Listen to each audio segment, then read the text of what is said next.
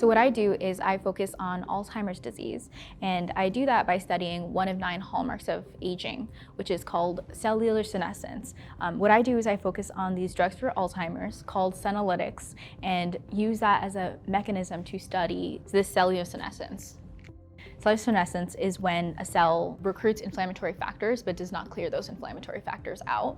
So that's a problem, and that's what happens in age-associated cognitive decline, like in Alzheimer's disease. My hypothesis is that the liver is releasing these proteins into the bloodstream, and these proteins are associated with senescence. There's actually this concept called the liver-brain axis. So what we're looking at is we think that the liver has systemic factors that are being, and proteins being released into the bloodstream that go over to the brain, and there's some sort of unique interaction between the brain and the liver. So Alzheimer's is the 6th leading cause of death, and it disproportionately affects the elderly population. Not only does Alzheimer's affect the individual, but it also affects the broader community, their family, friends, and it just has a huge effect on our population and society as a whole.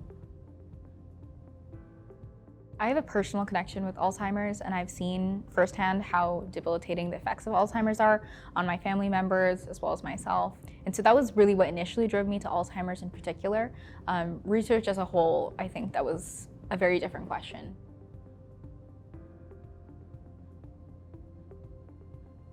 Like a lot of other people, I was feeling a lot of frustration during the pandemic. I didn't know what to do with my life. I was feeling angry. I never thought I was smart enough for school, for research, or neuroscience, and really joining research was my way of saying, you know what, I get to participate in research too. Public health really focuses on preventative medicine and looking outside of that, looking at their community, making sure we can look at upstream factors for intervention. And I think that's where I was really drawn to this specific research, even though I'm a public health major, because it's important to treat people who are living with the condition day to day.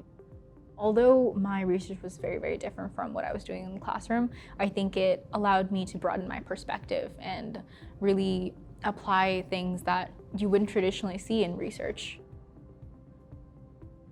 I think I've definitely learned a lot about biological lab techniques and writing manuscripts, but I think the biggest thing I'm going to be taking away from this experience is mentorship.